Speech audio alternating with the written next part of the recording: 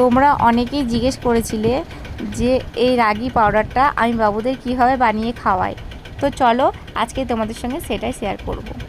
তো প্রথমে একটা শুকনো বাটি নিয়ে নিয়েছি, তারপরে দেখো এই রাগি পাউডারটা আমি পরিমাণ মতো নিয়ে নিচ্ছি। তো আমার যেহেতু দুটো বাবু তাই আমি 3 চামচ পরিমাণ নিচ্ছি।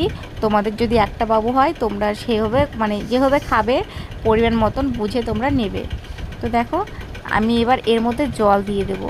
জল দিয়ে আমি সুন্দর করে এটাকে আগে গুলিয়ে নেব, কারণ যদি এটাকে মানে গ্যাসে বসানোর পর গোলাই তাহলে দানা দানা হয়ে যাবে। তাই ঠান্ডা জলে আগে এটাকে গুলিয়ে নিতে হবে, তারপর রান্না করতে হবে। আর এদিকে দেখো আমি খেজুর ভিজিয়ে রেখেছি ঘন্টাখানিক আগে। তাতে কি হয়, খেজুরটা খুব সুন্দর নরম হয়ে যায় আর সুন্দর ম্যাশ করা যায়। তো খেজুরটা দেখো আমি 2টো খেজুর ভিজিয়েছিলাম, তোমরা চাইলে আরও বেশি দিতে পারো।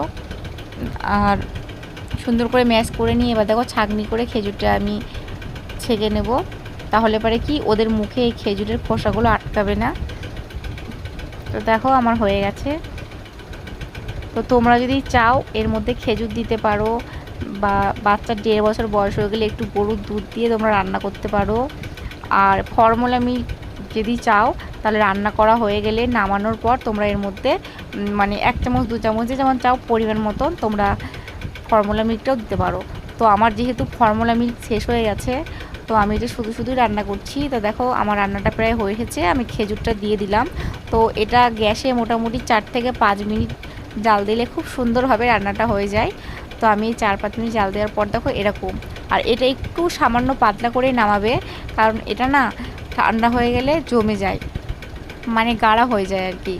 তো একটু হালকা করে আমি নামাচ্ছি। তো দেখো আমার হয়ে গেছে রান্নাটা, ঠিক আমি এরকম করে করেছি, কারণ এটা যেই ঠান্ডা হয়ে যাবে জমে যাবে আর গাঢ় হয়ে যাবে।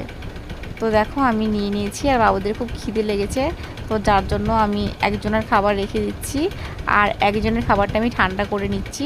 ঠান্ডা করে নিয়ে আমি খাওয়াবো। তো তোমরা যদি চাও এই দেখো এর মধ্যে এই সময়টায় একটুখানা ফর্মুলা মিল্ক দিতে পারো। তো আমার নেই তাই আমি দিচ্ছি না। তো যাই হোক, এটাকে এভাবেও খাওয়াতে পারো। তো এটা খাওয়ানো খুবই ভালো, এটার মধ্যে নাকি প্রচুর ভিটামিন আছে, ক্যালসিয়াম আছে, আয়রন আছে। তো বাচ্চাদের জন্য এটা খুবই